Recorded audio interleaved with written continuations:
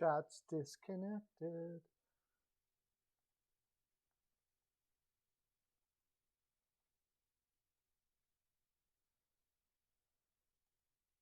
My chat's disconnected, so I got to find out where you guys are at.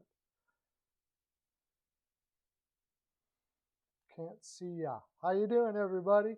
Got to get my chat connected here. So I'll be 1 second.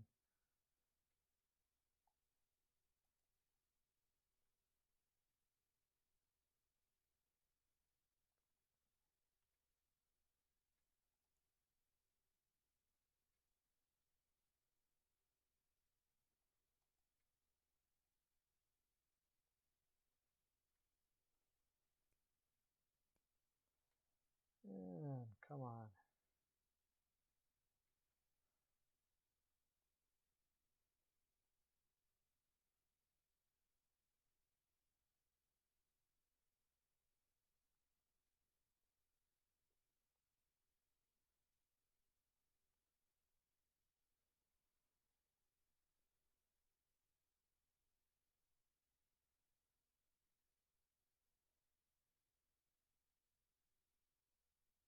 It's not working or what?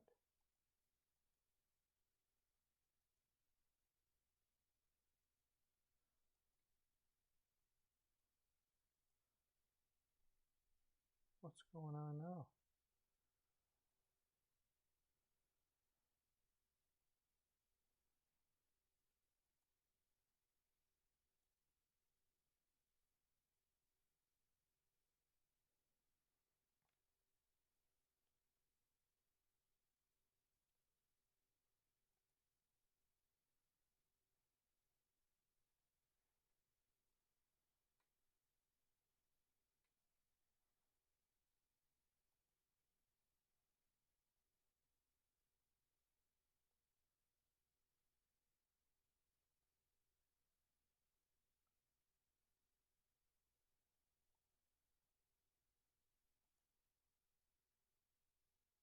Okay, here we go.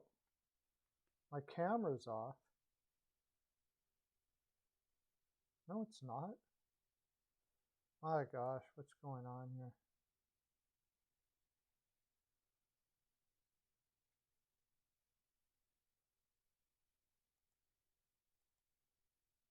There we go. Gotcha. Now you got me. Okay. Yeah, I don't know. It's just me, man. It always happens to me. Okay, here we go. We're back now. We are live. What's the news of the day?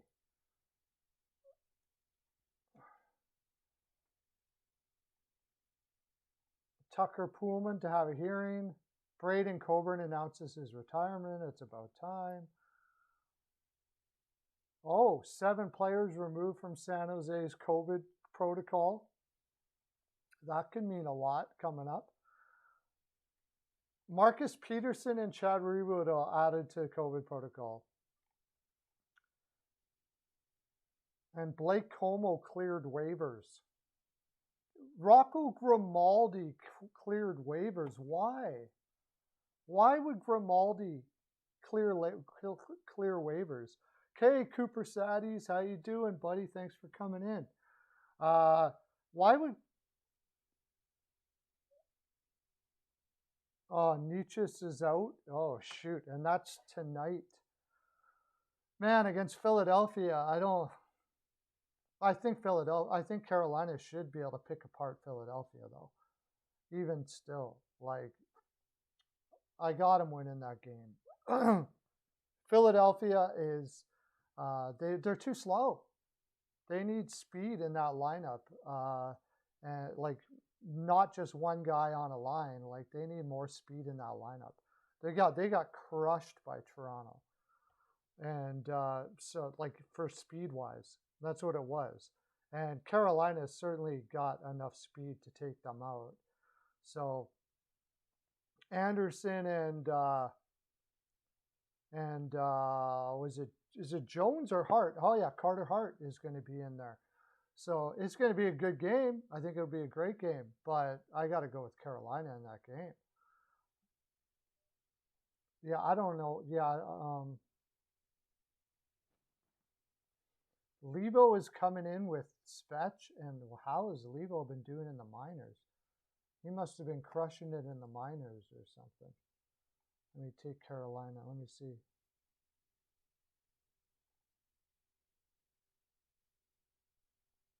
Carolina Hurricanes.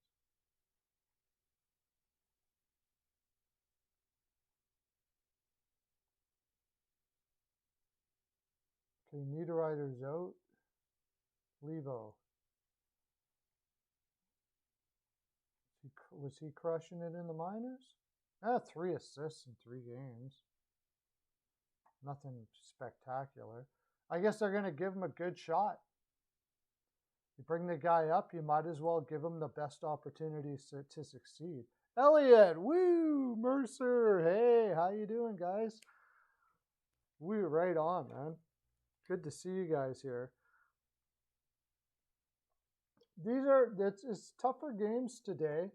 The Calgary-Toronto game, with Calgary being, see, yesterday, I don't know if I talked about it on here, but Calgary had to do a 4.5-hour plane ride to Montreal. And I was a little concerned about that, and it showed up. It showed up in the second half of the game. You could do that.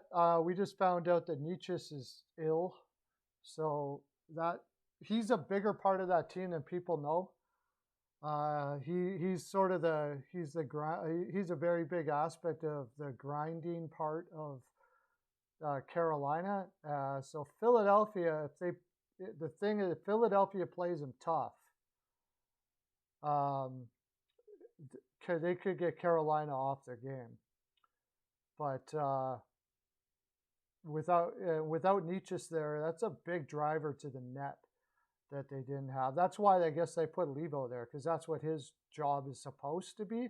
But the reason why he's in the minors is he doesn't do it enough. So Hawks, they should win that. Fleury should be able to shut them down, even if they get outworked a little bit enough that they can play around with their offense in the offensive zone.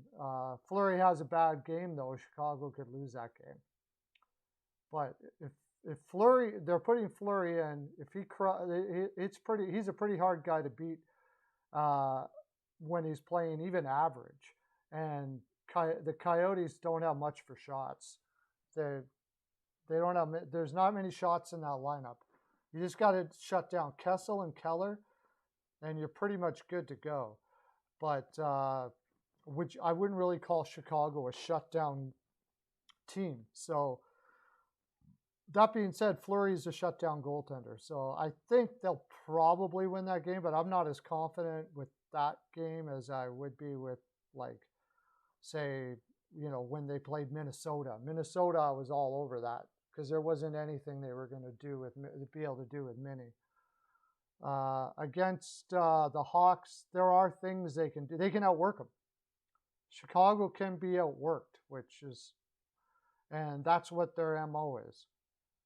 So Chicago's been playing a lot better since the coaching change, though. And I think what they'll likely do is sort of feel themselves out defensively first. I could see it being a low scoring first. And then another thing that the Coyotes don't have is stamina through their lineup. Once it gets to the third, they cave. They've got a lot of guys that tire early. So I would say Chicago's not a bad play. And, Canes, I think they'll win that game, but I'm not, super confident. I think it's more likely that Toronto wins against Calgary. With Calgary being on a back-to-back, coming off, like I said, the 4.5-hour flight where you've got a 2-hour time difference, that's a tough game for anyone to win, any team. Playing against just about any team, it's a tough game. I thought they might get by in Montreal last night, and they almost did, but I think they're going to be out of gas here against Toronto.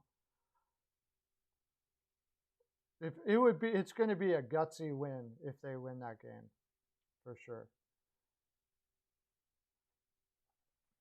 But my big pick for yesterday was Anaheim. And Anaheim wins, and they're looking really good. Holy crap. Let me bring it up here. Where's my score?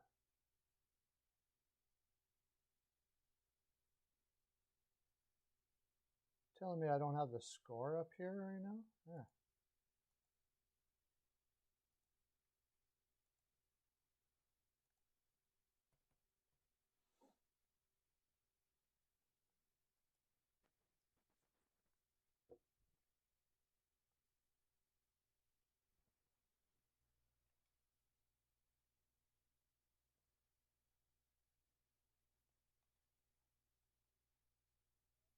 Yeah, I think it was like 6-4, wasn't it? Oh, wrong one.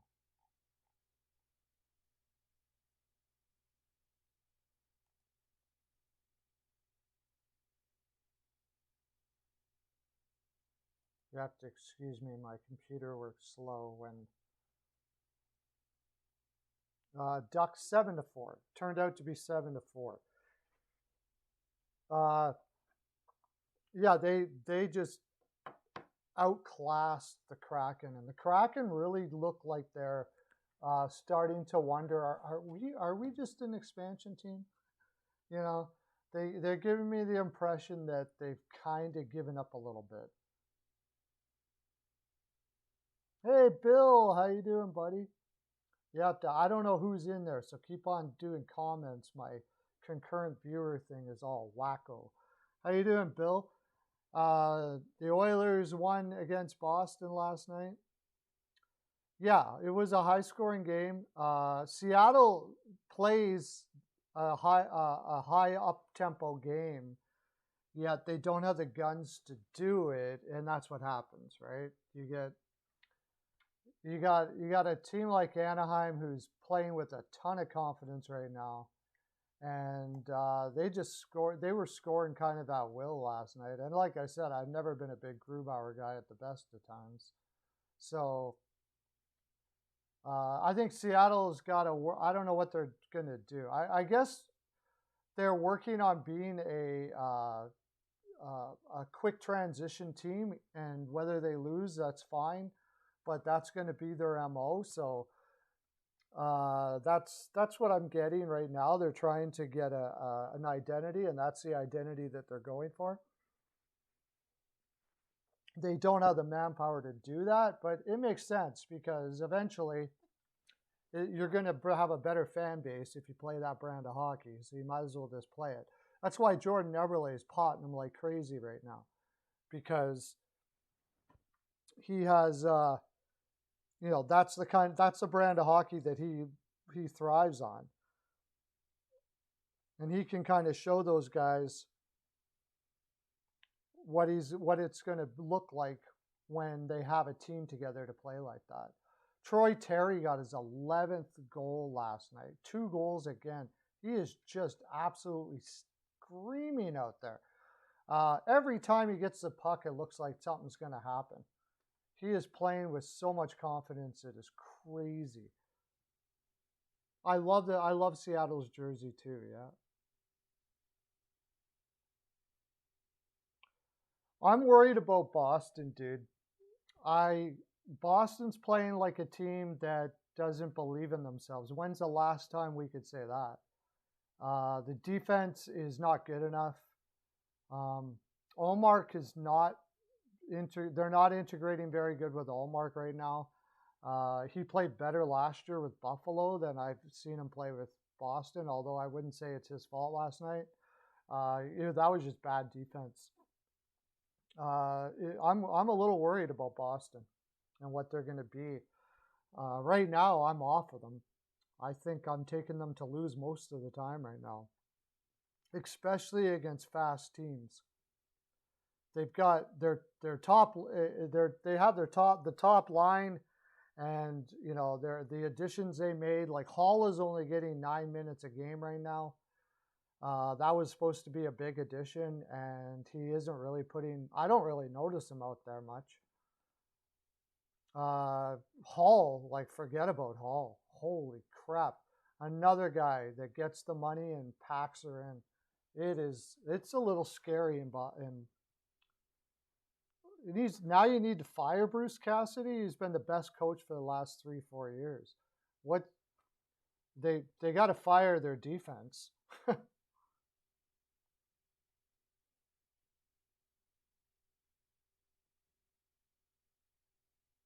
Well, how are you gonna? Right now, he's got to do better than he is right now. Because at $5 million a year, who's going to take that contract for a goaltender? And I thought he was going to be way better. I'll be the first to admit. Now it's early. He's getting used to the team, but he's getting used to a team that is just playing terrible defensively, like terrible. Edmonton's a bad defensive team, and they looked worse than Edmonton last night. I had Edmonton to win that game just simply because Boston has looked terrible, so horrible so far this year. In that division right now, like Lauren was the one that was all over Detroit this year, and he's so far bang on. Let's give Lauren some love for being all over Detroit. Didn't win last night, but didn't look too bad losing. Came up against a goaltender in Fucali, who has been just absolutely crushing it in the AHL, and came up and crushed it here. Washington played hard for him. I'm kind of mad at myself for doing it for that game.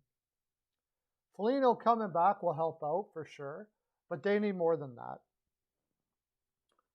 They need second line actual scorers. What's Smith? Smith 12 minutes a night, up and down the wing. You know, he's not really doing much. There's not enough creativity in their lower lines. That's the biggest problem. They're very predictable in their lower lines. Charlie Coyle is predictable as heck. You know, losing Krejci was a big loss. CL, how you doing? Lauzon looks like a bigger loss than they thought it would be. And let me bring up Boston here, if I can find him.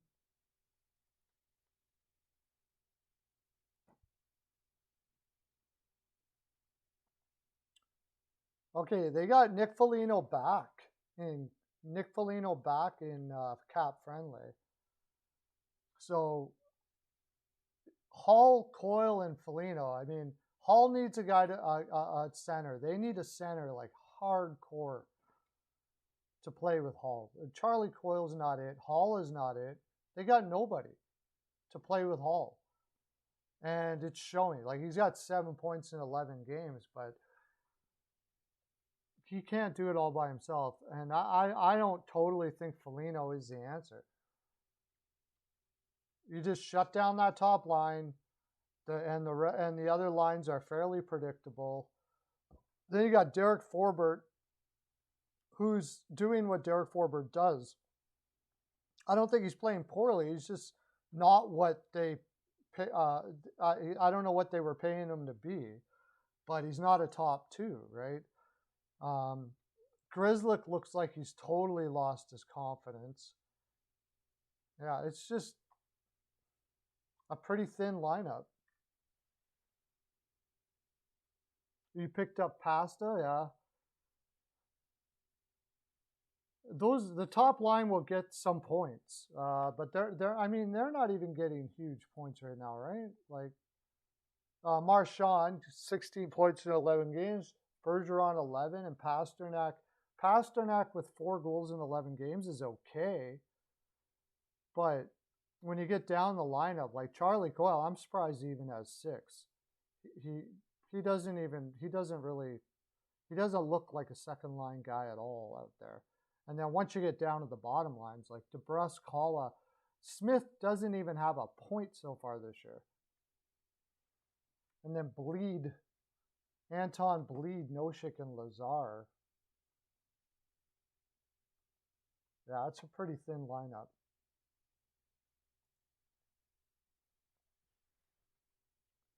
Leafs want, okay, anybody, that would help. Colin Miller, I guess. Bad locker room chemistry? Yeah, that's weird, isn't it? You would Boston, you just don't think of bad locker room chemistry. Everybody, they usually choose guys that all kind of toe that line. Foligno will help for locker room chemistry for sure. So in that way, I guess it would help. Oh, they put Knack on waivers? Wow. I was surprised Grimaldi wasn't picked up by anybody. I was really surprised by that. Like, not even Arizona could pick up Grimaldi. I know he can't play a lot of minutes, but he's got some pretty good skills, and he works hard every night. Knack has fallen so far, eh? Wow. That's crazy. Like, when he looked like he was a gamer. And this year, he's just been beat by everybody out of the lineup. It's like you're losing a spot to Zach McEwen, Nate Thompson, and you're only 25 years old. That does not bode well at all. 1 assist. 25 years old and he's losing. Oh, you know what? He lost weight. He lost weight over the summer. Sounds like the guy that kind of just took her easy over the summer. And now is sucking hind wind. Hextall, yeah, in Pittsburgh, I wouldn't doubt it.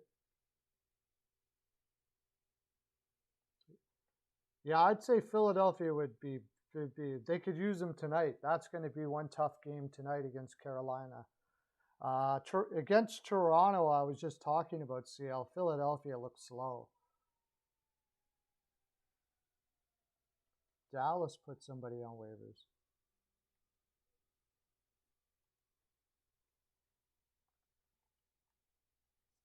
Three clear waivers. Nikolai, okay, yeah, it just says Obey Cabell put on waivers. I don't see who the Dallas player is that they put on waivers. Oh, yeah, I did. Sorry, I know who it was. It was Como. Como was put on waivers. He's 35 years old and a grinding guy. He's getting the skill, the legs are starting to go. He's big and speedy and plays hard. But once the legs go, like, he didn't have all that much to go with it ever in his career. So, yeah, he's going to probably start losing his place in the lineup, and that's no surprise. But when you got a guy like Knack, who is only 25 years old, and you're losing your spot to guys like Thompson and guys like that, that is not a good sign at all. The worst game they've watched. Well, I just think they didn't have enough speed to keep up with Toronto. That's what I saw, anyways. You better have one of your best games. They better have one of their best games tonight, because this is going to be quite the stretch. I mean, if you can't keep up to Toronto, Carolina has the speed, but they can also shut you down at the same time. Toronto just is offensive zone, get on the puck quick, move the puck. Carolina can do it any way you want. They can dump and chase. They can keep possession in the neutral zone and skate it in. They can do all kinds of stuff. So, and if you want to play a speed game with them, they will do you in. So Philadelphia is going to have a difficult chore tonight. I really, on the road against a team like Carolina, I just, fortunately for them, Nietzsche's is apparently out. That's going to help. And of course, Pesci is out. That certainly makes it a little better for them. But that system alone, Philadelphia has to establish what their system is right now. It seems like they're sort of in the middle of figuring it out, but playing well anyways. They are winning games with work ethic, which is a good sign. That's a good sign in Philly. When they can outwork their opposition if they're not, but you're not going to outwork Carolina. That's the thing. Not likely, anyways. They're not going to have too many games like they did against Florida.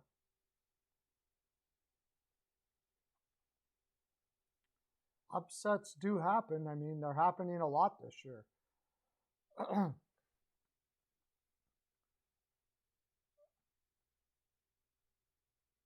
So I'll go to the games last night. We'll go from game to game, and then we'll talk about the games for tonight. Maybe we'll do a little bit of a combination of both for some.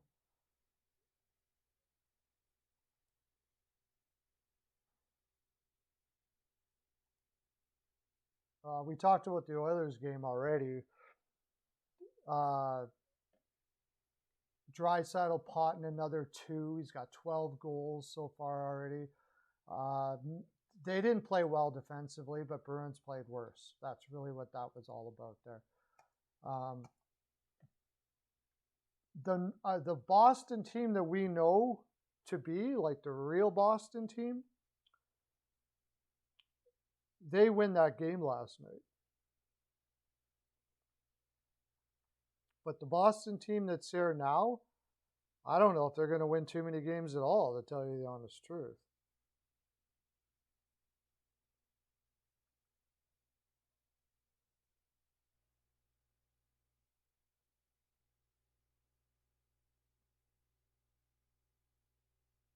Yeah. So, yeah, the Bruins actually even outshot the Oilers. But the Oilers have those guys, many of those guys that are one-shot guys like Draisaitl and stuff like that. They don't need a ton of shots to actually win a game. That's nice. That'll get them through to the playoffs. Did you guys hear Tortorella talking about? Torts was saying that McDavid has got to learn to play on both sides of the ice, or he's never going to win in the playoffs. He's got to learn how to play a different way. And man, oh man, Twitter just lit up and people were freaking out and saying Tortorella doesn't know what he's talking about and blah blah blah blah blah. But I agree. But the only thing I would disagree with is the whole team has to.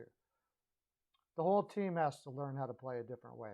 And unfortunately, they're not really built to play the way that you need to play in the playoffs. So.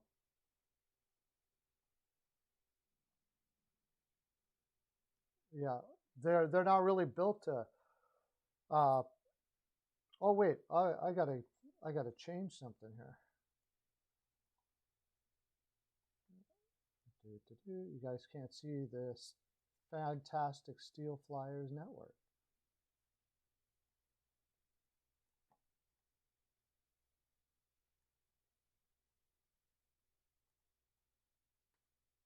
There we go.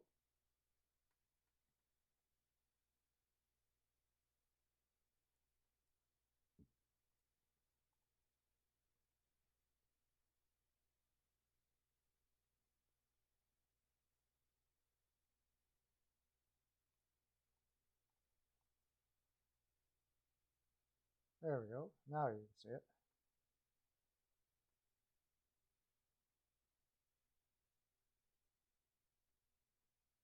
Yeah, I mean, I get what he's saying though. There is one of the things he said though is he has to not worry about getting not getting penalties against him. Just put his head down and keep on going. And people were like, well, he literally had no penalties against him in the playoffs, and I agree. Like there was he it's not right, but I also don't think it's the player that really needs to take care of that. You just got to go out there and do your job. The manager or the coach and whatever, they can say all of these things, but that's not for something to put a player should be putting their mind on. You know, that's true. It is what it is. You can't do anything about it, and you complaining about it just means that you have your mind on something other than your job every day. That's other than what you need to do on the ice. The coaches, I think Dave Tippett and Kenny Holland need to be more vocal on that. I don't know, maybe they are, but it's very obvious that there are penalties that should go against McDavid that don't. And it's not just McDavid, it's other Matthews, other players in the league that are superstars. It seems like they're dragging them down. And we had this already. We did this already in the 90s because we wanted to save the franchises, the expansion franchises.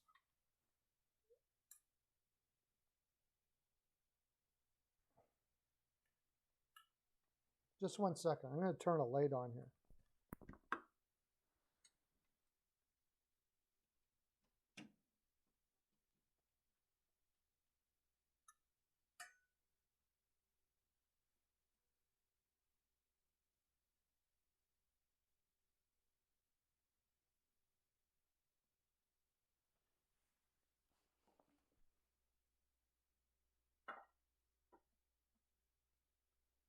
There we go.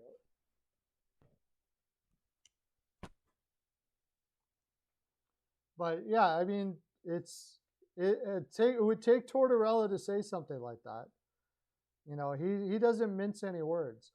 Then Dubois it was funny, I was watching the Winnipeg game, and Dubois had a story about Tortorella.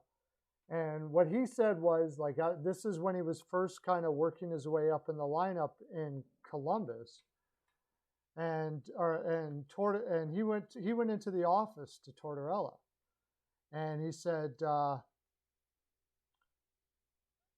know, I want to play higher up in the lineup. What do I got to do to play higher in the lineup, and all of those sort of things like that.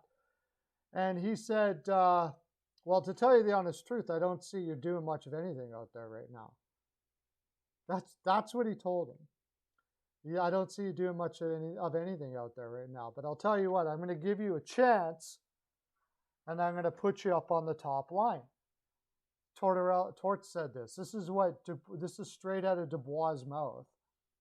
And, you know, he got his chance, and he took it, and he went with it. He played his butt up or whatever, and he kept on asking him what, I know, right? And he kept on, but he said, I don't think you're doing anything right now. So he's completely honest with them. But then he says, I'm going to give you a chance. Why? Because he came into the room and said, hey, what's going on here? So he's showing that he wants something. You know, there's a lot of guys in the league, like there's been, and I'm not putting down Europeans here when I say this, because I think Europeans are great players, and there's a lot of fantastic guys character-wise for Europeans as well. And I'm sure this happens also with North Americans and everybody. But I just know specifically there was 2 European players in Edmonton, one of them being Puljujärvi, that went back to Europe. And the other one, I can't remember his name, Nokalainen, I think it was. Anyways, when they were over there, they were they did interviews, and they were saying that they don't give Europeans a chance there. Like, I'm not being put on the ice, and they're not telling me why, right? They're not telling me anything. Well, what they're doing is what Tortorella just did, is they're not going to tell you something unless you're going to go out and grab it. So you go into the office and say, hey, I want to play and stuff like that. And then they'll, you know, maybe they say something like Tortorella or whatever, but being the one that is putting your step forward. In the NHL, I would imagine, they're not going to hold your hand. You got to go out and get it. Everybody's trying to grab a spot. And if you're just going to sit there and sulk and not say anything, you're probably going to be out of the league. And that's what I think probably happened. In Puljujärvi's case, that's exactly what happened. You know, he wasn't being put in there, and he just sulked about it, and eventually went to Finland. And then, you know, while he was there, he kind of said, you know, this is the way it is. You want to get back in there, you go ask them, and and it took him a long time to ask to come back. And finally, he asked to come back, and you know, that's what you got to do. It makes total sense. What are you going to do? Just give a guy ice time, or like that doesn't show that he wants to have the courage to go in and say, "What am I doing wrong?" or wants to be vocal and ask something. Like he just wants somebody to hold their hand all the way through. It's just not going to happen in the NHL. Yeah. So I just thought that was a cool story. I don't see you doing anything out there. That's what he told Dubois right to his face. And this was Dubois talking now. We know the situation that happened where he got asked to be traded out of Columbus, and now he's in Winnipeg. And he told that story with what I felt was a lot of admiration for Tortorella. But yeah, is Tortorella going to rub people the wrong way? Obviously, I mean, if he's sitting there in a broadcast, you know, doing a broadcast, saying something, oh my gosh, you're saying something negative about McDavid. You know, he's not going to say what people want to hear. He's not going to tell you, but butter things up with what he thinks should be the case. And this is a guy that's won a cup. He brought the Rangers to the finals with a team that had very poor possession defense. And, you know, it's a pretty cool story. So anyways, Kyle Turris finally only got 8 minutes last night. Woo! About time. Colton Sceviour got more minutes than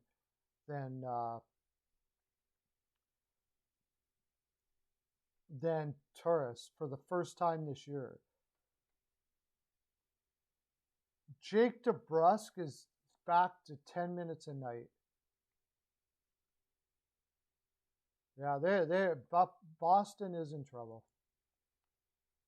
So the next game, we got Montreal Canadiens versus the Flames. And the Flames, just like I said, is at 4.5 hour flight. They pooched out in the second half. And the Canadiens do have guys that can skate. So if the skating legs aren't there, they can beat you, and they did last night. Ben Sherratt potted one. Jake Evans even got a goal against them. Nick Suzuki from Hoffman. I mean, the lineup wasn't all that great, but that's a tough travel, 4.5 hours, and then you know, you had a day off in between the travel, and then play a game when you still have some jet lag going on and all that kind of stuff like that. And they even shortened up their bench. So it was tough. Obviously, there was a lot of guys that didn't have the legs last night for Calgary.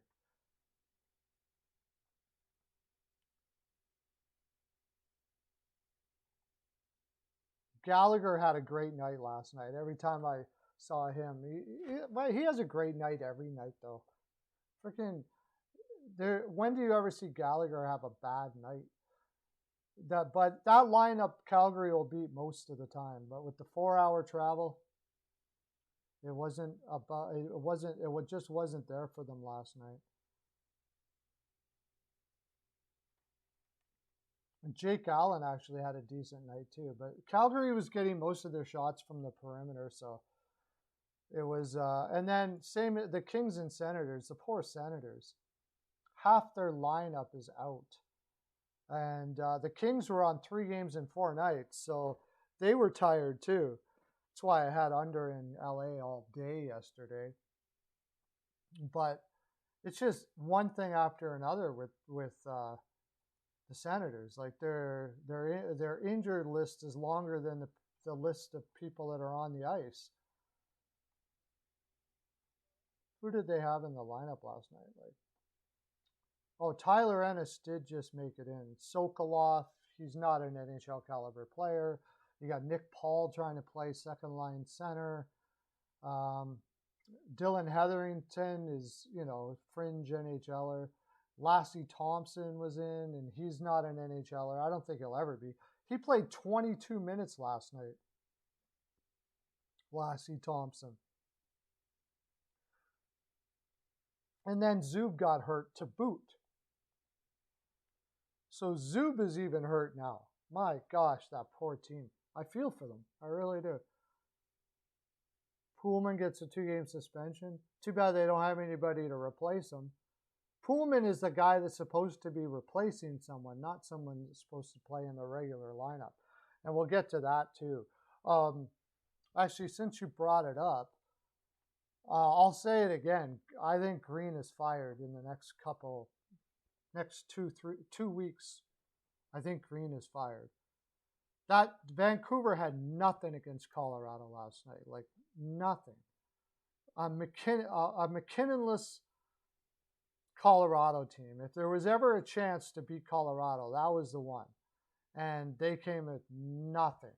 Their defense is absolutely brutal. Larson is not looking like he's improving any. I even think there might be some dissension in the room there. I think that whole thing is just falling apart in Vancouver. And Benning should be fired. Green maybe shouldn't be, but probably has to be. And then I don't know what you do with that lineup after that. I have no idea what you do with that lineup. It is an absolute mess. You got those great players like Peterson, Besser. Besser probably won't even want to stick around. He won't even want to sign long term. You got to totally redo that whole roster. See if you can find a home for Myers. Larson, you're stuck with now. And, you got some really good pieces like Bo Horvat. And I did like Garnett. Is that it? He looks good. Hoglander and all that. Bill, and sadly enough, you're rebuilding around this roster. I don't know. That's I know one thing, that Benning shouldn't be the guy doing anything else after this, though. Oh, is he going to get a hearing now too? I didn't watch that game at all last night. It was a blowout, so I didn't even bother with it. I don't know exactly what he did, but at least he'll show. At least he's showing some frustration, whatever it was that he did. But I would be frustrated if I was in Vancouver, because you're looking around the room going, "We're not good enough." So I think that's what Boston's doing right now. Yeah, I remember, with Boston, it's even worse, because this is the Stanley Cup contender team for years. And now you're looking around the room going, no, we're not good enough. We're not winning a cup with this team.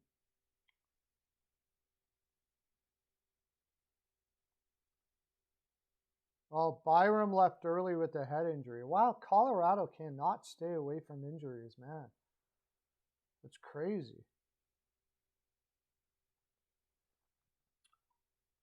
But yeah, Los Angeles was tired last night, and they were tired last night, but they're playing against pretty much an AHL roster. Kopitar Pot's another one. Athanasiou scores. They're playing with a lot of heart. LA's playing with a lot of heart. I had them making the playoffs this year. We'll see if it actually pans out. And then the Devils. I was saying the Devils, man. Blackwood was a beast. Blackwood was a beast last night. And with Hamilton in the lineup, he got two assists? A goal and assist. And he is playing with a fire. He's playing with the confidence and he's happy to be in New Jersey for sure. And you got to start thinking Lindy Ruff possibly for Coach of the Year if this team can make it. Because you got guys like Vesey who has bounced around the league and he has been playing really well for them this year. And so that's got to be part and parcel to some coaching. And I know you got a tired Islanders team that's been on the road. However, they were just off for 3 days. They play this game and they're off again. So maybe they were a tad rusty. But from what I saw, New Jersey took the bull by the horns and just went at them, man. They just went at them last night. There was no sense of there was no sense to me with New Jersey that they were, worried about the fact that they were playing the Islanders or anything like that. They played great hockey against a team that might have been rusty, but it's still the Islanders. They're playing Zdeno Chara. Did he get the most? Zdeno Chara got the most minutes last night.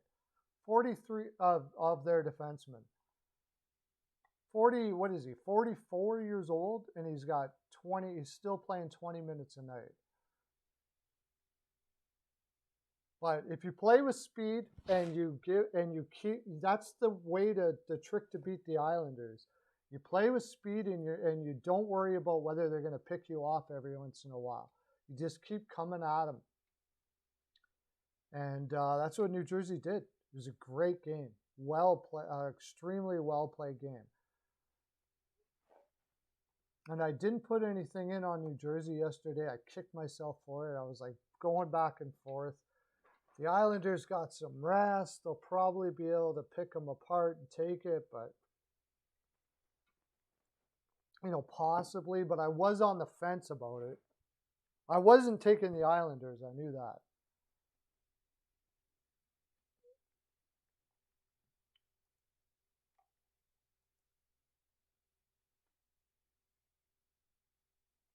And then Penguins and Panthers. Panthers were playing their third game in 4 nights. And you're not going to beat the Penguins too often when you're playing 3 games in 4 nights. I don't care what team you are. But that's 3 in a row, isn't it, for Florida now? 3 losses in a row. And, of course, Pittsburgh's getting goals from everybody. Guys that couldn't score in other teams like Teddy Bluger. Ivan Rodriguez has got 4 this year already. I mean, you go to Pittsburgh and you become a player. It's simple as that. It was a good, hard-fought game. But, Florida, I think it's kind of almost a win for them because playing 3 games in 4 nights, they were a little tired, but I didn't see much. There was some lag, but it wasn't bad. It wasn't that bad. They just got a little unfortunate. In fact, they even outshot them 38-31. Tristan Jarry is like the what happened in the playoffs seems to be past long time ago now. He's playing well. That goaltender coach that they said was going to help him out and bring him back his confidence again. It looks like they have. Just Pittsburgh does everything right all the time, don't they? They got like Mike Matheson playing 23 minutes, who was playing against his old team, Florida. And in Florida, he was basically shown the door. Friedman playing 17 minutes a night. It just doesn't make any sense. And I think Pettersson went down with an injury last night. And they still won the game. Mike Sullivan, man. Mike Sullivan, killer coach. Keeps it up. He should be in the Adams this year, I think.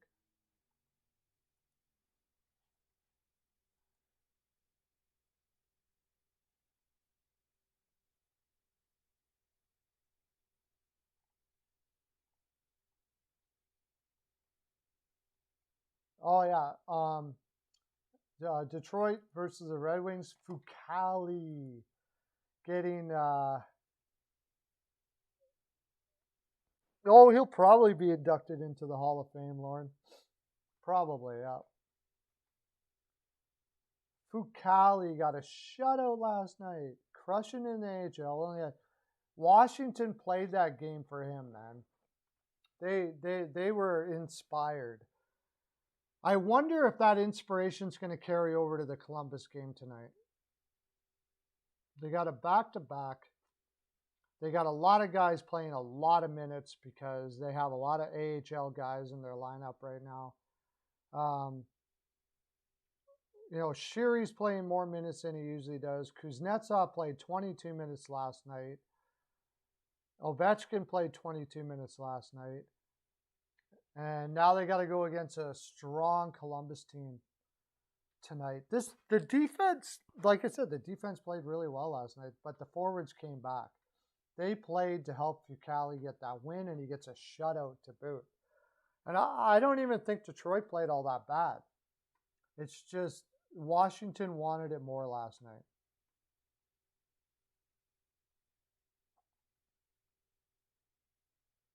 Hronek and Cedar getting the most minutes for Detroit. Hronek was actually a healthy scratch not too long ago. And now they're giving him 27 minutes a night. Why? Well, he won cups. You know how it is in the NHL. He won the cups, and he's a...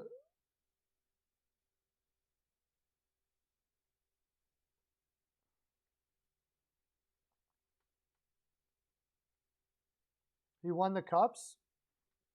That's just going to get you in there, as simple as that. And like up until they had to do the rebuild, and he did things like give Nielsen big contracts and Abdelkader and all those bad contracts that he did there. He was always thought of as a great general manager. And the fact is, you win cups, you win cups.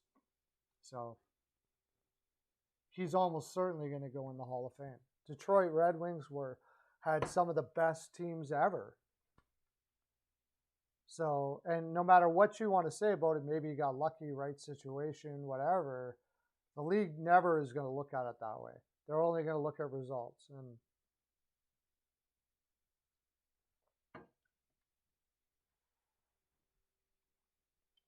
yeah, he's done very poorly ever since Detroit started to do a rebuild or whatever the heck he was doing, bringing Nielsen in and guys like that. He gave a lot of bad contracts after that.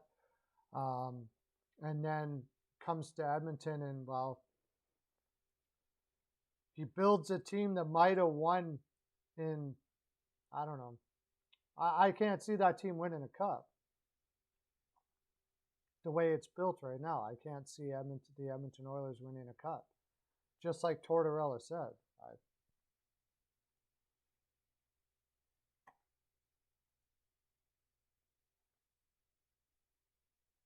And then Nashville and St. Louis, and I'll tell you what, the St. Louis Blues had the only way St. Louis loses that game is they get outworked. Jordan Kyrie's on a bit of a tear, but the St. Louis Blues can be outworked. And Nashville outworked them last night. They didn't get outshot, but they grinded them down and stayed in the game, and kept on trying to find ways to get Binnington. Last night, Nashville should never have won that game, ever. No way. Not with the guns that St. Louis have. Even though I know Krug has been out, and they haven't been the same team with Krug out. You got Duchesne played 22 minutes last night, and he's one of the guys that did you in.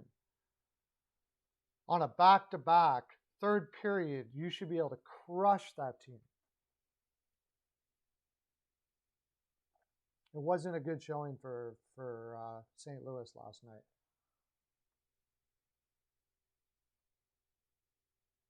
I think that, they've got a decent team, but I just don't think they have it.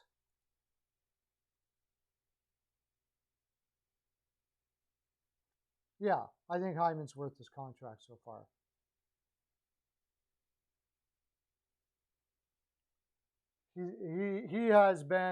He's exactly what Edmonton needed there. Holland might have made some mistakes, but I don't think that was one of them.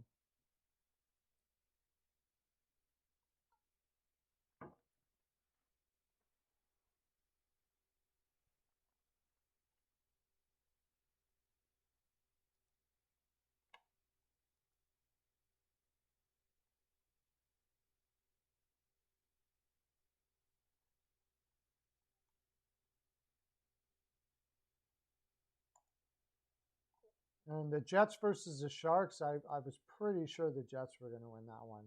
Sharks are too depleted. Now they've got everybody back again. Kyle Connor is a beast. Oh my gosh. And wow, Pierre-Luc Dubois, which I was just talking about, has found it in Winnipeg. That team could do some damage, I'll tell you. They catch anyone on an off night, and they're going to do you in. I love that Toninato kid they have in there. He's got tons of speed. And that's what's the thing about Winnipeg is they've got such a good speed game, but they've also got a good mix there of guys that can outwork you. You got Scheifele, Dubois, big solid guys. You got big shooter like Connor. Ehlers can fly by anybody. Their defenses still leave something to be desired. I still don't think it's the best defense in the world. And Hellebuyck, had a great game last night. But if Hellebuyck can get hit back to his Vezina ways, that team could be a team to be reckoned with. This for sure.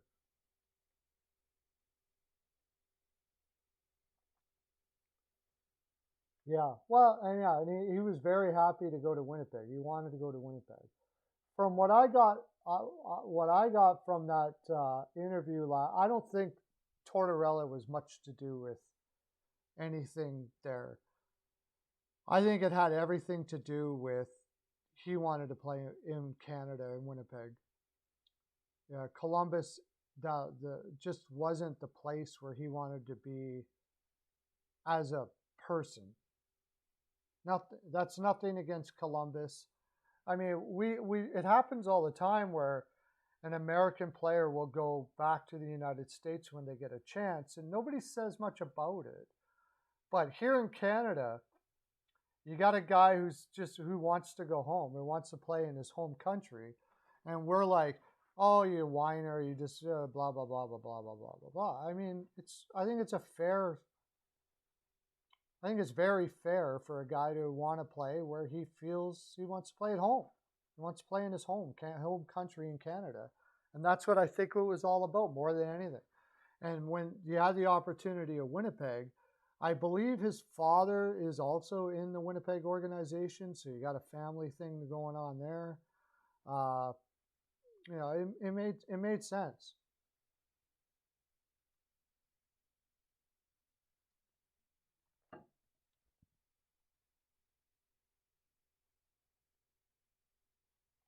I'm going to share this out a little bit just to remind people we're here.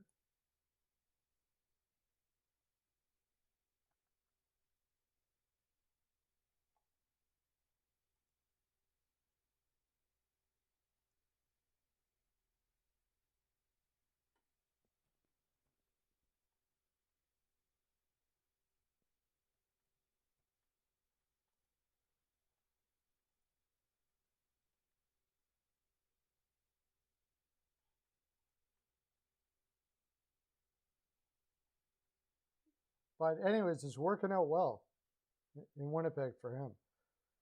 Team to be reckoned with for sure. It's a tough division though, but my gosh. That's the thing. It's hard to judge what these teams are going to do, and they go into other division or other to the east. That's where I really want to see what happens when Winnipeg has an eastern road trip and how they're going to be when they play teams like that. Like, I think St. Louis is a really good team. And if they were in a different division, it would be, they would look like a better team. You know what I mean? But you're going against that division: Minnesota, Winnipeg, Nashville, St. Louis, Colorado. Like, you are going up against some strong competition every time you play in your division there. It's, they're all really good teams where you don't have that, besides Arizona. You don't have that in other divisions. Usually you got at least, one or at least two that are gimmies, but in that division,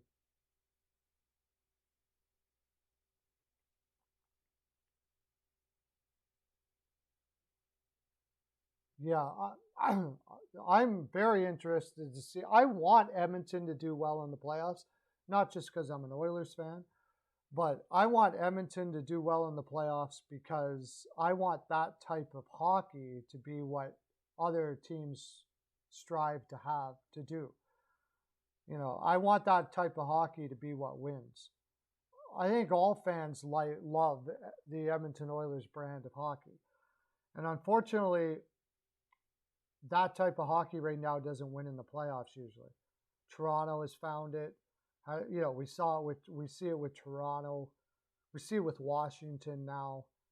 That that brand of hockey, the Tampa Bay has that aspect to them too, but they also have a shutdown aspect with them. If you don't have a shutdown aspect to your game, you're gonna have a really difficult time winning in the playoffs now. And I guess it's always been like that. But back in the 80s, the Oilers didn't have a shutdown anything. It was just outscore the crap out of everybody. And I would love to see a team that is built like that do it again. It just doesn't appear like it's possible. I guess it's the cap world, right? A team doesn't have the depth like the Edmonton Oilers back then. They had offensive depth through every single line to crush you offensively every single time. Hey, Hockey News Reports. Thanks for coming in, man.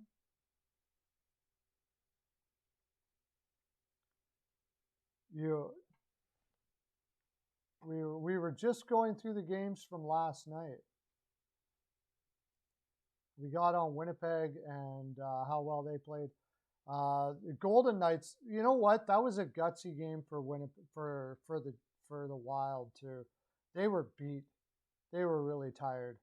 And their best period was the third, which the Wild, I think if you look at their numbers, is one of the best third period teams out there. They come back a lot, but too much to ask for. Cool thing, Paul Cotter and Jonas Romberg got their first NHL goals last night. I didn't even know who Paul Cotter was. In fact, I didn't even check it out, so I should say who he was. I never heard of him before, and as you can tell, I talk about hockey constantly. So, where's Steele? Right now, I know he's going to be doing his live with Off the Wall John tonight, but he's working right now. He's got a day job that he does, so that's where Steele would be at the moment.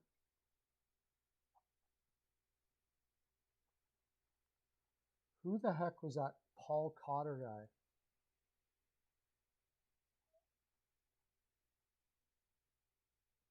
He was playing with the Henderson Silver Knights, had 2 goals in 8 games and a -5. The year before that, the last year he played before that, he had 16 points in 38 games. Never even really put up big numbers in junior.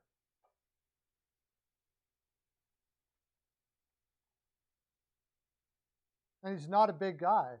Like, he's probably a guy that's not going to be a regular in the NHL. And he pots his first goal, his first NHL goal. What's boop for you? What does that mean? Habs' best game of the season last night. Yeah, well, I was just talking about that. Calgary had just did a flight for 4.5 hours from Calgary to Montreal, had one day off, and then played that game. But, give them credit. They did at least were able to outwork. Calgary's still a very strong team. But it was pretty obvious that Calgary lost their legs in the third in that game. It's a feather in their cap, but I wouldn't be too overconfident going into the next game. Because, I think Calgary, if Calgary hadn't did that big flight, they probably win that game. Now they got, they could be overconfident going into Detroit. I'll tell you what, you don't want to be overconfident going into Detroit. You saw what they did to Edmonton. And they're 7-6-2. They're a 500 team that can skate. Montreal and Detroit are very similar style-wise.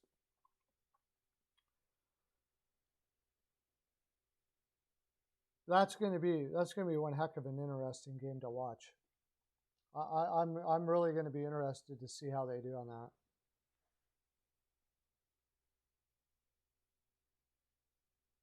Yeah, well, you're not going to do that in hockey, but a 4.5-hour flight when you're talking about so much parity in the league where teams are pretty equal to each other. Even there's any team can beat any team. So you got some jet lag going and stuff like that. That's just a minus that is going to put you behind the 8 ball playing whoever you're going to play.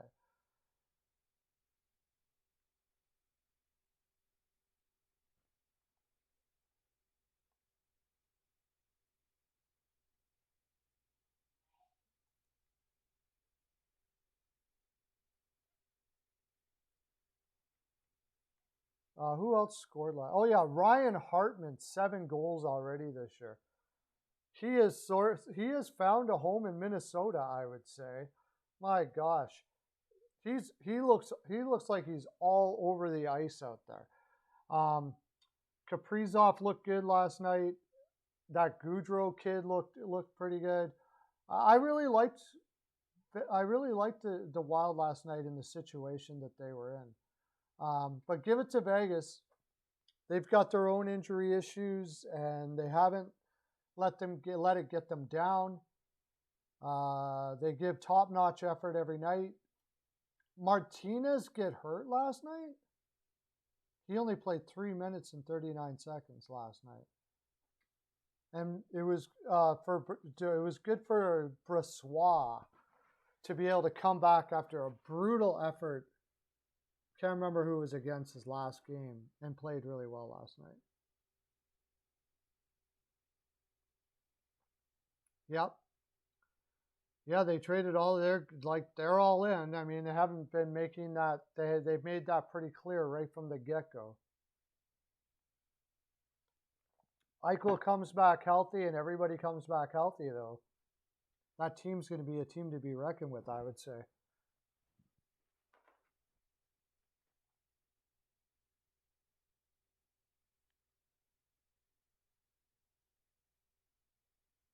Yeah, I don't know what was going on with Hartman and the other teams he played for.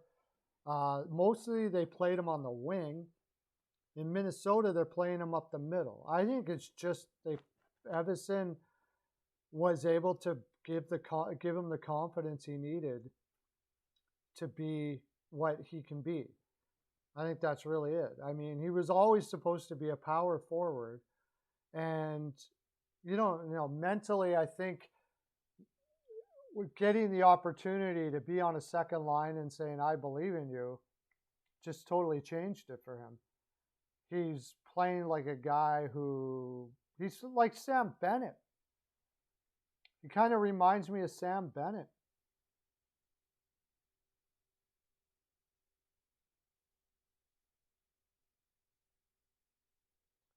I don't know. It depends on who they trade their players for. Could be. I'm not going to say what Vegas, because Vegas will surprise you almost assuredly. Hey, Rickett too. Hockey News Reports. Rickett's in the house. How you doing, buddy? I haven't seen Jacket in a very long time. Where's Sasha? I haven't seen Sasha for a very long time too.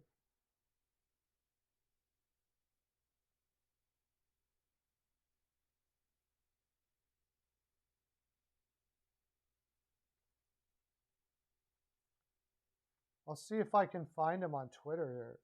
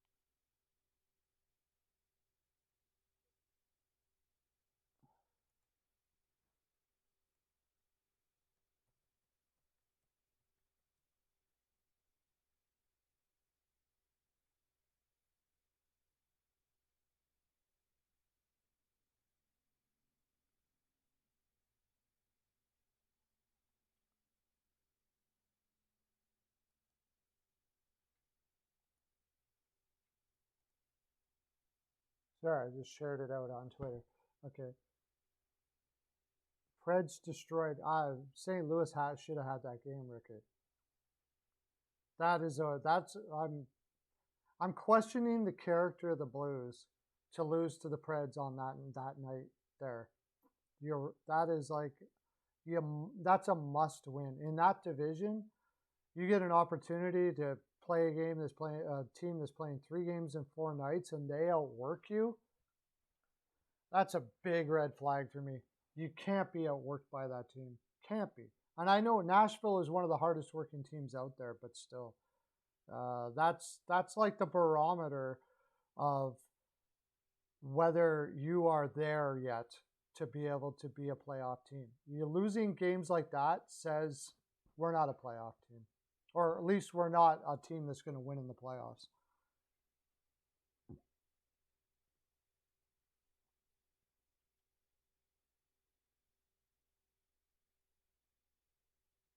Oh, went awry. You went 1-5 last night. Oh, I actually didn't do too bad.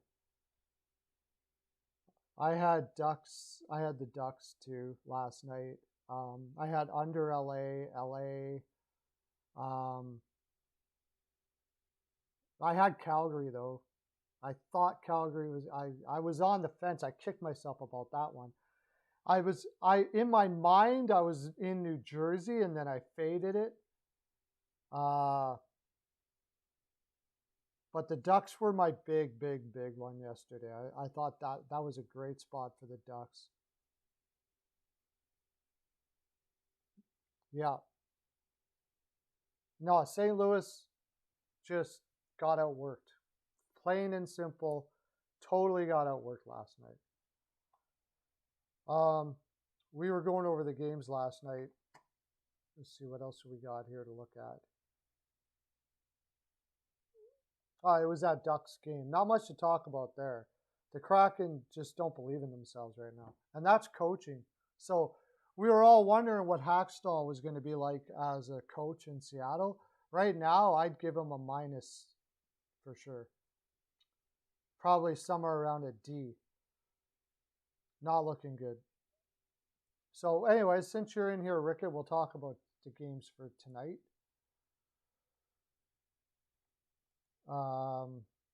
Tough card tonight. Oilers versus Sabres. I think I'm off the Oilers right now. I don't know. I just, they're playing 3 games in 4 nights. This is not a team that's filled with character to gut out wins. That's my problem with that. They're not a team that's going to gut out wins. Pure talent may get it done tonight, but they're not going to have the legs that they normally do. They're not going to have. They're going to have tired legs, is what I'm trying to say. They should still beat Buffalo, no doubt about it. Buffalo has not much. There's not much firepower in that lineup, but they're going with Skinner again. Now, the last time they used Skinner, against Detroit, they played like a team that was afraid to lose, who were trying not to lose. So they didn't have much confidence in front of Skinner. So they're going to have to play tonight. I think really when it comes down to it is not worrying about how many goals are scored. They got to play every leg they got to outskate Buffalo with their tired legs. It's the only way they can win. Yeah, Tokarski's a bad goaltender. I mean, for sure. On paper, they should win that game, and they should win that game handily, and should score over 2.5. I'd say that's not a bad idea to go 2.5. Edmonton team total 2.5. Because that would probably be the best one, even over anything else. I just have very little faith in the Edmonton Oilers defense. They're just a basket case back there. And if Buffalo is running them, that's what Buffalo's going to do. Buffalo's game is to get down there, soften them up, bruise them up, hang on, and score try to get some guys to the slot for a shot. And against Skinner, that'll probably work to a certain extent. And against that defense, for sure. If I would have more confidence in Nashville playing Buffalo 3 games in 4 than Edmonton.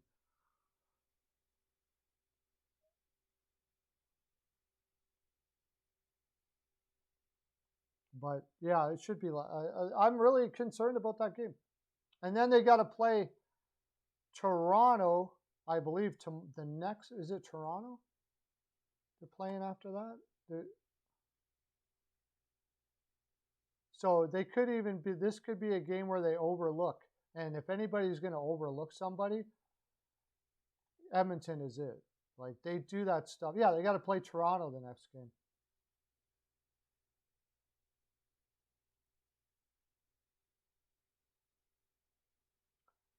Yeah, over 6 seems likely. Because hey, Scocaps, how you doing? Because if they play the defense that I think they can play, Buffalo will pot a couple. Tokarski's not good, so they'll probably get enough shots to get a couple past him. So yeah, whoever wins it, probably overs are a good idea. Yeah, well, they played with some direction last night, and for a reason. They were obviously trying to get Tokarski that win last night. Go Caps. I wonder now with Columbus if there's going to be a letdown. There's another team, Washington, Edmonton, and Tampa Bay. 3 teams that should crush everybody, but they play down to their competition. They get on highs and go, after a high like what they did yesterday in Detroit, you think, okay, they're going to come into Columbus on a high. Usually, no. They come in and they play. Washington will usually not play. Yeah, they were playing for Fucali, and he was crushing it in the AHL, and they wanted him to he's a great story. So it gave them I'm going to say a reason. There's another word I'm looking for, but I forgot what it was. He's coming back eventually. I don't think he's not in tonight. Hayes is not in tonight. Now the question I'm going to want to see, Go Caps, is there a letdown now against Columbus, or can they keep that going for Samsonov or whoever else is in there? My lean is it's a letdown. I think that they had that great story game, and then all of a sudden it's like, okay, now it's back to business. And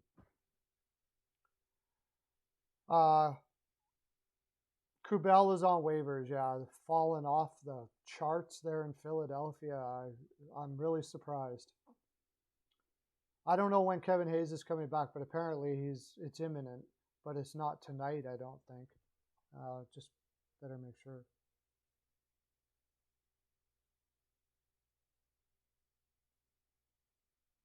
Yeah, he's a guy that struggled with confidence issues right from the time he was drafted. And we're seeing lots of guys making those late goaltenders making those late appearances in the NHL after confidence issues. Buffalo Tokarski, although he's not a great goaltender, he's playing in the NHL. Ovi, the 58 game streak of at least one shot on goal, didn't get one last night. Yeah, pretty crazy. And that's good, to tell you the honest truth. I'm glad. Stop this trying to get Ovi's record crap and play. You're there to win a cup, not be the greatest goal scorer of all time, which he'll probably go down as anyways, even if he doesn't beat the record.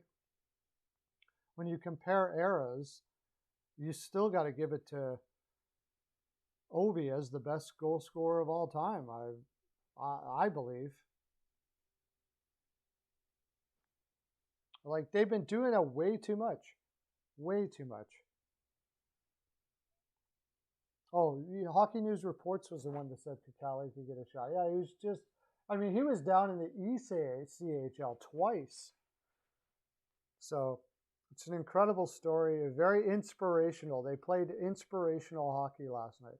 If Washington plays with inspiration like that, 90% of the time, they're going to win like lots and lots of games, but they don't. That's the problem. They play down to their competition far too often. They get too high, too low. It's like they never learn to. And I guess maybe that's because Ovechkin is a really emotional guy. But once he puts his focus on it and he plays with that,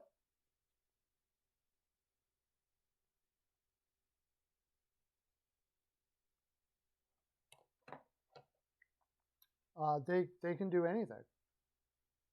They can do anything. He's a great leader when he's in that mode. Like, if you saw him last night, he was in that mode. He was totally into that game.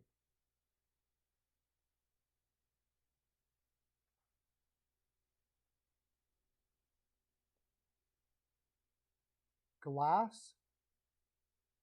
Are you talking about in the minors for Vegas?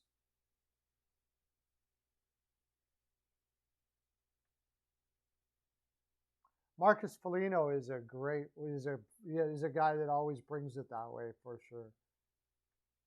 No, I didn't see the fan get hit.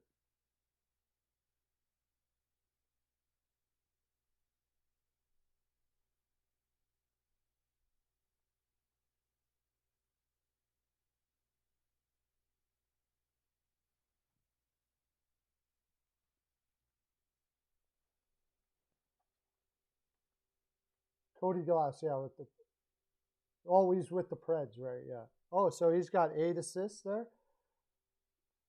Yeah, he can do that down there. The problem with Glass has always been that he's not willing to go into the places to score. In the AHL, you can play perimeter and get those passes across because they don't have the same hockey IQ down there. The question is he getting in those spots? Is he giving up his body?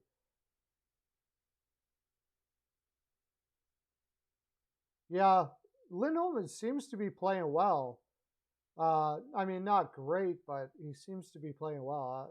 Yeah, that would be very inspirational for sure to get Lindholm back after everything he's been through. To pot a goal would be killer. That would be killer. Okay, Flames versus Leafs, and I just have to think the Leafs will win this one. The Flames again, they fell apart in the second half yesterday against Montreal. Now you're doing a back-to-back against the Toronto team that at the very least is getting their offense going anyways.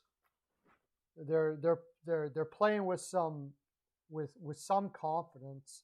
I think that with Campbell in net and it's Vladar in for Calgary, I would have to say Toronto wins that one.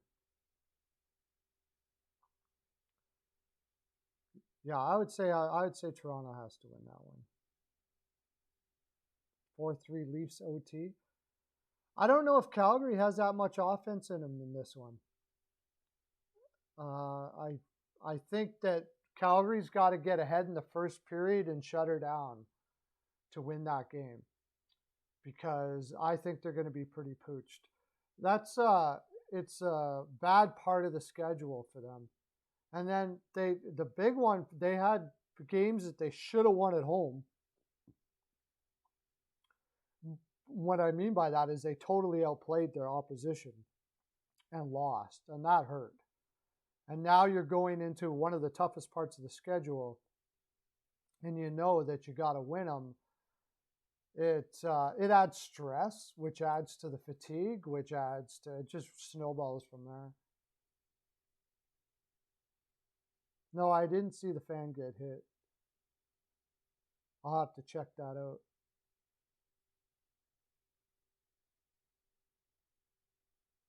Yeah, they were tired. Those legs were heavy. 4.5-hour flights, man. 2 time zones, day off, play against a speedy team like Montreal. I know they haven't won much, but they do have a lot of speed in that lineup. And you're trying, and Calgary's not the fastest team. They have some guys with speed, but overall they're not the fastest team. So I really should have thought about that last night. I'm kicking myself.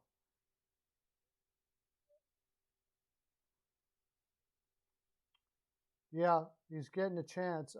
I'm not confident in Vladar. Like, Vladar is sort of like Vanacek to me. He's big, not overly all that mobile. You get him going side to side and he's in trouble. So, and we're talking about Toronto here. You got Marner and guys like that. They can push him side to side like crazy. No, yeah, Swayman beat him out. Swayman is a prodigy for sure.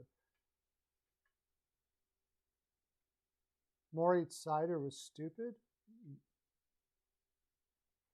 Is Tavares in? Now there's a question. There's something I really should have looked at before I just flat out said Toronto's going to win it.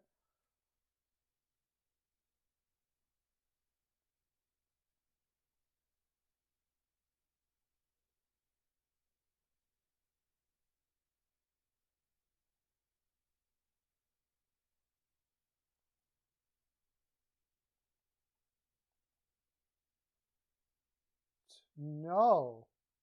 It says day to day. Doesn't look like he's in. So that'll make it a little more difficult. But I still think they pull it out.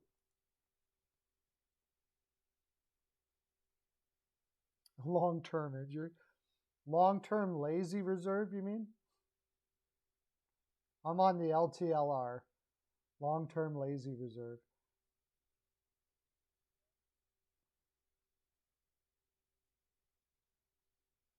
Yeah, I don't think he was purposely trying to hit the fan, though. I'm going to take a lucky guess there. I'll take a look at it, but if he did, we would have been hearing all about it today. Who is the most underrated center? Backlund? Who's the most underrated center in the league?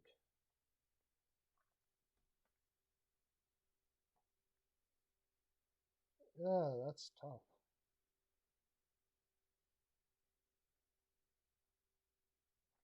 Maybe right now, Roslovic in Columbus.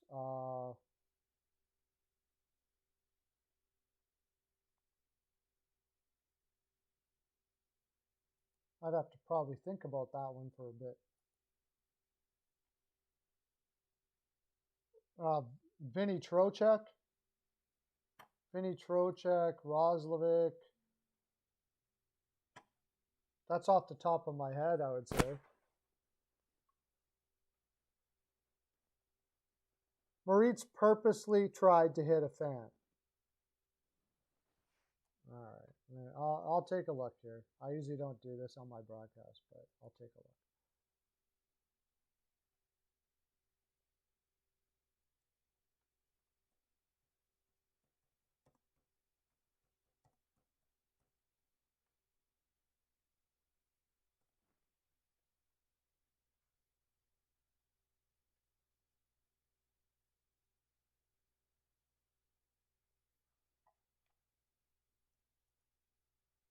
Okay, that's weird. I look up something to do with it and it doesn't even pop up.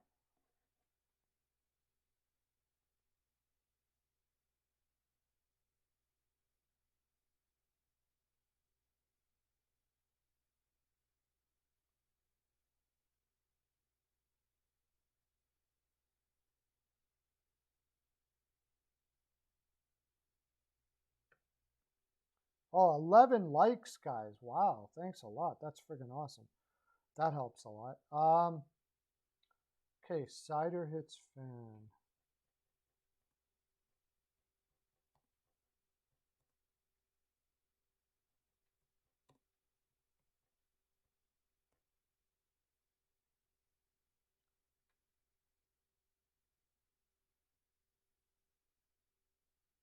Moritz Cider steals the puck from Victor after the whistle. Scrum ensues.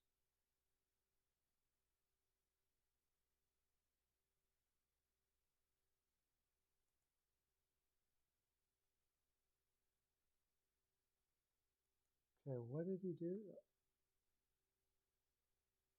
I don't see anything on this, dude. I see nothing on it at all. I look it up on YouTube and it doesn't come up at all. Okay.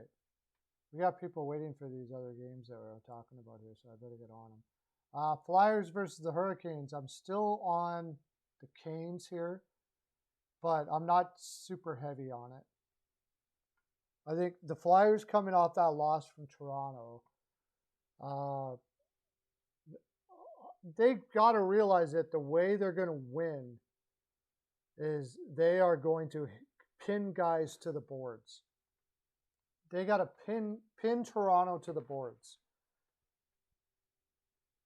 Try to get them, force them into a dump and chase, and pin them to the boards, and then fight it out from there. Because if you let Toronto go,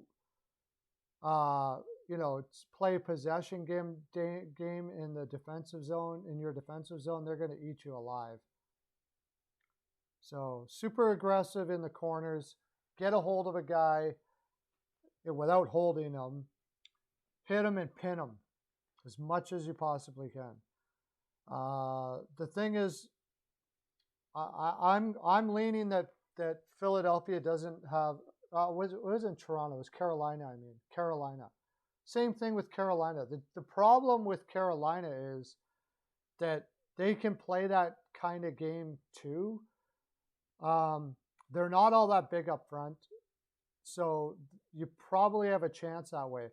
But it's a tough game. It's a tough angle to find how you're going to accomplish a win against Carolina with Philadelphia's manpower that they have.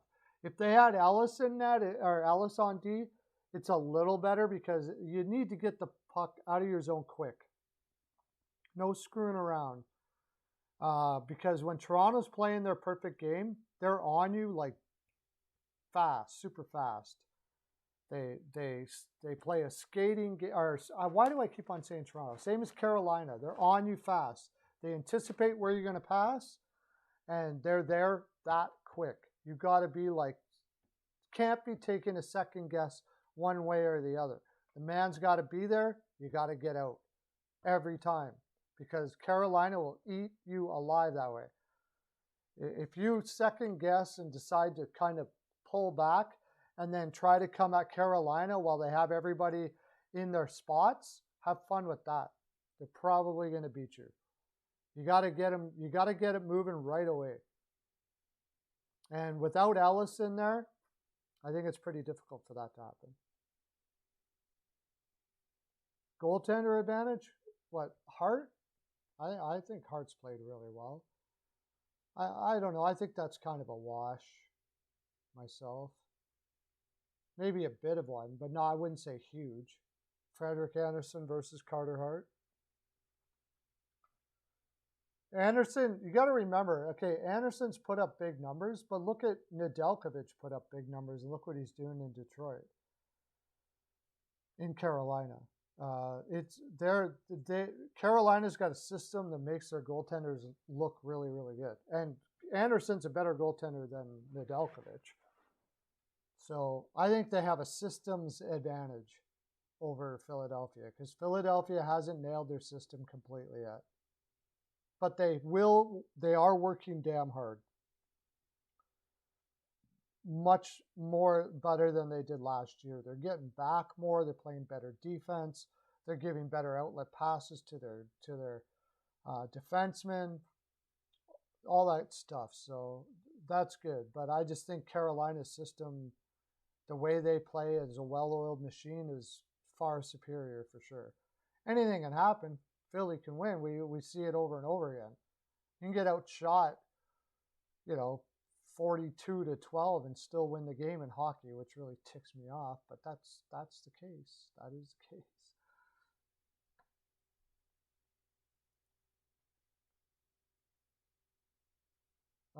Capitals versus Blue Jackets. I'm going with the Blue Jackets here. I think there's a letdown after that game for the Capitals. And the Blue Jackets are sitting in the weeds. The only thing is I'm not happy Korpisalo's in net. But Blue Jackets are sitting in the weeds there, man. They are playing super strong both ways. And they're playing as a unit very extremely well. By the way, Tortorella also said that he believes Larson is going to be one of the best coaches in the league. He said that in his broadcast last night, which is a pretty cool thing to say about a guy that took your job. But he thinks he's great, and Tortorella is awesome that way because he knows that that's the way coaching is. You have a limited shelf life, and you move on and you wait for your next spot and a new one comes in, and he doesn't get too down about it. You need me to go, you move on. Okay, I'll move on. Pretty cool for him to say that though about the guy who took his job. You don't hear too many other coaches speaking highly of the coach that took their job, although they may outside of it, and maybe they don't get the opportunity because they're not on a broadcast. But I thought that was pretty cool. I think Columbus might pull that one out. Let's call it a gut. Fucali had a really good night last night. Washington played exceptional defense. Are they going to do that 2 nights in a row? I mean, how many times do you see Washington play exceptional defense two nights in a row? Not too often. And with a Columbus team that seems to be able to put tons of pressure on the opposition's defense right now, they're playing a high pressure game. They're playing a high-flying game, and they don't really have the guys for that. But I think the coaches basically said, look, and Lion A is the ringleader for that. He wanted to, that's the kind of game. That's the kind of game that Lion A is going to play. He's not going to be in tonight, but I think Larson has basically said, we can do that, but you got to show me this. You can't just play one side of the puck. We got to make a deal here. If you're going to take a risk this way, you also have to be able to prove to me you can get back and alleviate that risk. So if I see you take a risk and it goes the other way and you float back, forget about it. It's not happening. So, and it seems like Sutter's done that in Calgary too. That, we don't have to play a pure defensive game, but you got to show me that you're going to be willing to come back when mistakes are made or the risk doesn't work out for you. And you make the right plays for that. And that you're going to do the little things throughout the whole game. Otherwise, we're back to trap. Screw you. Too bad. Obviously, you can't play that system because that's the way that system has to be played. So that's pretty good motivation for players. You don't want to play a trap because trap is boring to play as a player. You don't want to play a trap? Okay, here's the thing. We'll make a deal. You guys can take risks here, risk there. But these little things, when finishing your checks, having them back up for the man every time a guy makes a move that could be a little bit risky. There's a guy there to back him up in case it doesn't work out. All of those little things like that, you do that, we'll keep on playing like this. You don't, we're back to the trap. Because you have to. You have to. So, and Larson seems to be getting the best out of those guys. I like the way Columbus is rolling right now. Just wondering, what kind of a streak are they on right now? The Blue Jackets.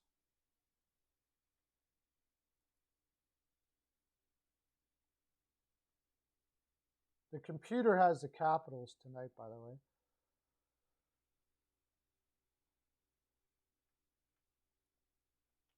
They're on a 3-game winning streak. New Jersey, Colorado back-to-back. That's going to give you a lot of confidence. And then Washington is on a 2-game winning streak, but they beat Buffalo and Detroit. Lost to Philly, lost to Florida, lost to Tampa Bay, beat the bottom dwellers, and now you got to play against Columbus. So what are you going to do? They lost against Columbus a little while ago too. So there is a bit of revenge here. They probably shouldn't take Columbus lightly, but they just have a tendency to do so.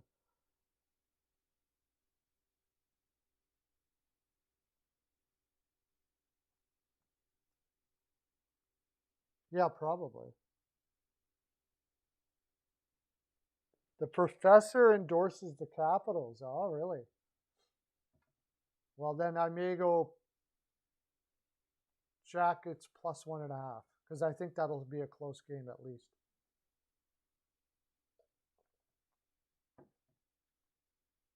I think that'll be because the professor, I don't actually watch him anymore.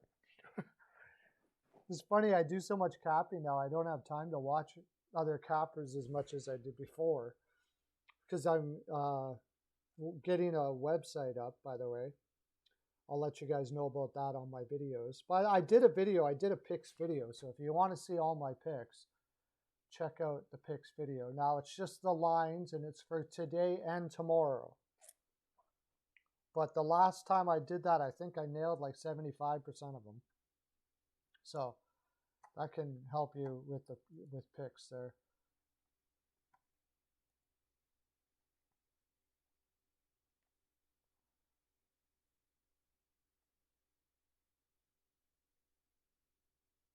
That's where it is.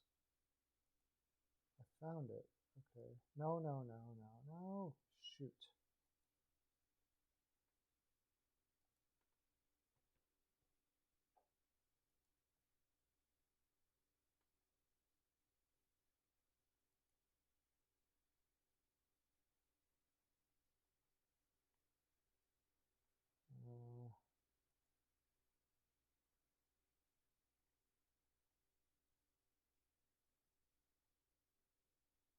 And then finally the Coyotes and the Hawks. And I am not heavy on the Hawks here because they can be outworked. Simple as that. Now, ever since this coach took over, it seems like they're playing a much more grindy. I think they'll win. I think they'll win. They'll win this game. They certainly have the offense to pick apart that defense of Arizona. I believe they're playing Wedgwood, who has played well ever since they picked him up, but as a whole in his career, he's not very good.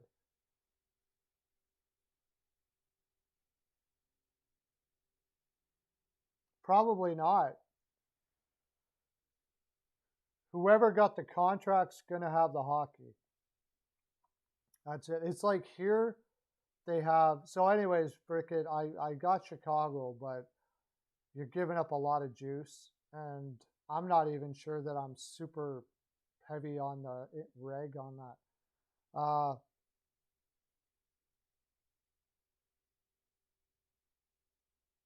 We have TSN and Sportsnet. TSN is a sports network, and they play no hockey at all because Sportsnet bought all the rights to any hockey. I think the only thing they have is you can buy a package if you're from each province that allows you to watch the games for $20 a month or something like that. But besides that, TSN's got nothing to do with hockey, and it's a Canadian sports network. They do the highlights and all that kind of stuff like that, and they have a show, hockey show, the half-an-hour program every day, but they don't broadcast any of the live games at all. So, and that's probably what's happened in the United States with ESPN, because what's it called, TNT or whatever, paid all that money. They're the ones going to be showing the games.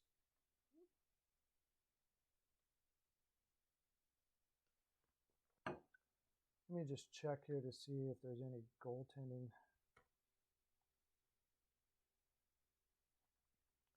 New goaltending things.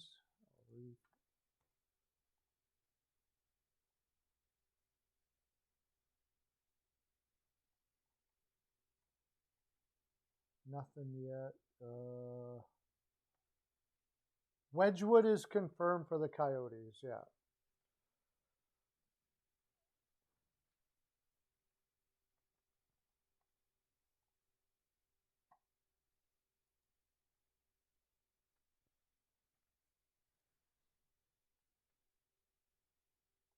Wedgwood is confirmed for the Coyotes, so Chicago really needs that game, man.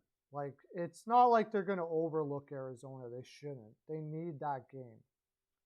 If they have any chance at all, they've got to crush that game. And I've liked the way they played the last couple of games. So I'm pretty sure they should break down Arizona on that game on the road, Arizona being on the road, with Wedgwood in net. I'm pretty sure. But, I mean, I'm not like when I was with Minnesota where I was like 97% positive Minnesota was going to win that in regulation or higher. Chicago, I'm not quite. Chicago can have a bonehead move. I don't. Are they? They still could be playing down on themselves. And Arizona's got nothing to lose from now on, right? So they're going to be playing like they've got nothing to lose from now on. The only thing that a lot of guys they want to play in the NHL next year. They got a lot of guys like that playing for contracts and stuff like that. So if you're not out there to work, Arizona will quote quote surprise you, because I think most of the time they're going to be working hard every game.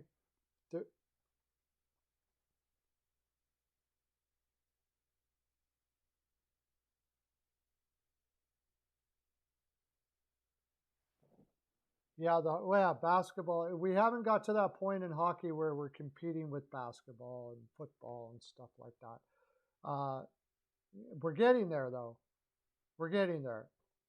Now when I go on Twitter and I hashtag NHL, there's like a lot. Every day there's like 2,000-3,000 hashtags. Where last year, quite often you'd hashtag NHL and nothing would pop up. Yeah, Seattle that game, they were afraid. They were afraid to lose. They played in the third period like they were afraid to lose. They didn't want to be embarrassed to be the team. And ever since that game, they haven't been right. They haven't been right ever since that game.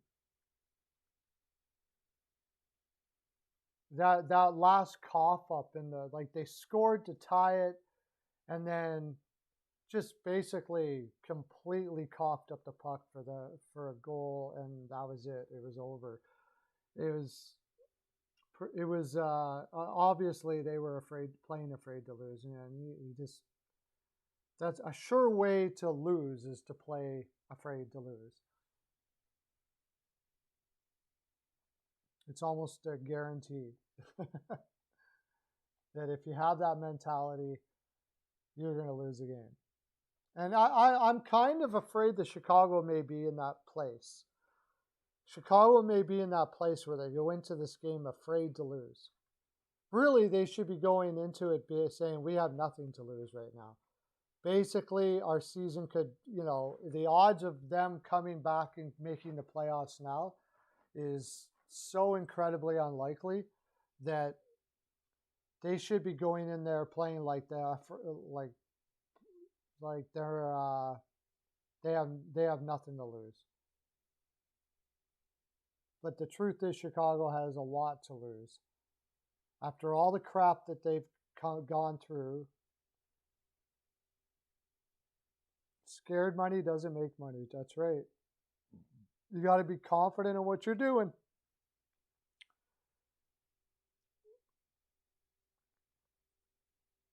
Scared money doesn't make money. Scared anything doesn't win.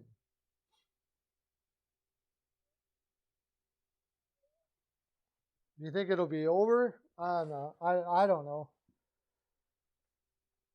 I think with Fleury and net, I like going team total under on the Coyotes is probably, you may lose some every once in a while, but it's pretty much money. Like they don't really have any shooters there at all. They're putting Fleury in. So that is a good sign to me that they're going with their best goaltender against Arizona. So that's the coach going, we're not screwing around with these guys here. They're not throwing Lankinen in. They're not doing what teams make a mistake of. I believe they make a mistake of doing, like when Oilers put in Skinner against Detroit. I thought that was stupid. You just traveled across country. It would have been better for them to put Skinner in against Boston and than Detroit. I would have rather them put him in against Boston, and certainly Buffalo if Koskinen could have made it to Buffalo. But Detroit, I kicked myself on that game. Detroit can skate with anybody, and the biggest advantage Oilers have is their skating. So you just did a long flight. Your legs might be a bit heavy, so you're going to put the backup in that has very little NHL experience. I don't know. To me, I know Dave Tippett does things weird. He does things to build confidence in players. So if you don't lose that game, I'm building confidence for future games. I know. And it worked. It worked in Arizona. So I don't want to say too much about it, but that just seemed like a really odd. To me, it wasn't a good place to put Skinner in.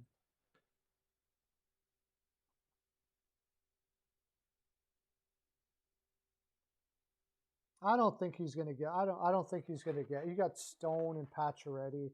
I think they're just going to let him play, and then maybe after a while, you know, things are gelling and it's quite obvious, and they'll put an A on him. And who said next year, by the way? He's going to play this year. Eichel will be in the lineup come playoff time. Watch. He'll be in the lineup come playoff time. If he wasn't going to be in the lineup come playoff time, if they weren't very, very, very, very confident of it, they wouldn't have made the trade. I don't believe they would have made the trade. He's going to be there. They got to be super confident he's going to be there for playoff time. Their window is so small that they can't. 1 year is like a decade to them. So I think Eichel will be there come playoff time or before.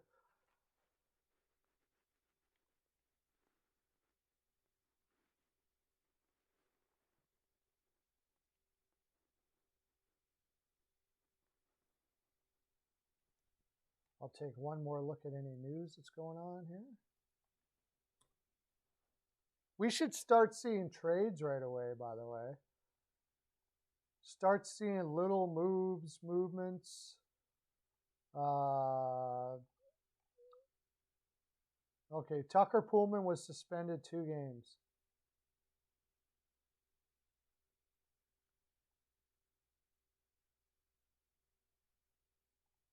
What did he do? Oh, important note that this is not a play where a player simply loses control of a stick. This is not a hockey play. This is an intentional retaliation stick swing. Ah, yeah, you're going to get at least 2 for that.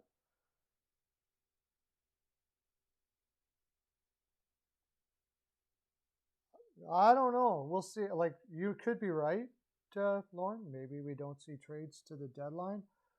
But I guess you're probably saying that for cap reasons. But I think there's going to be teams that are starting to see now that if they're going to be even a playoff team, they got to do some things different. Like Boston's really Boston's got to make up their mind what they're going to do. Are they just going to float it out? And basically, if they do, then that tells me that rebuild it is. Because they might not even be a playoff team in that division right now. The way Detroit's playing,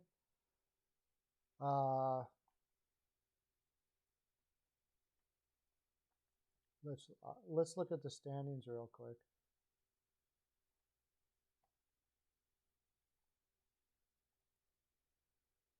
You know, we're already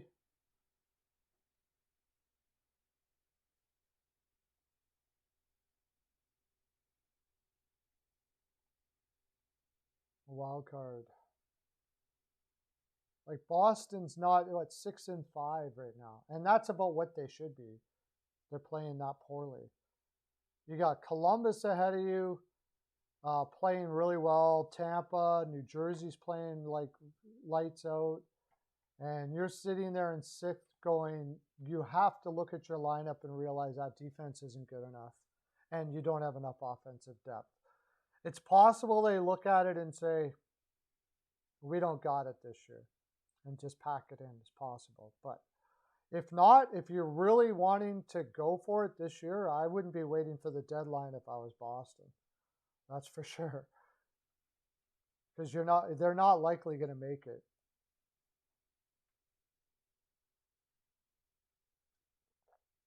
Well, I guess that's my full 42. That's all I got to give for you this. Oh, that's right. It's the weekend now.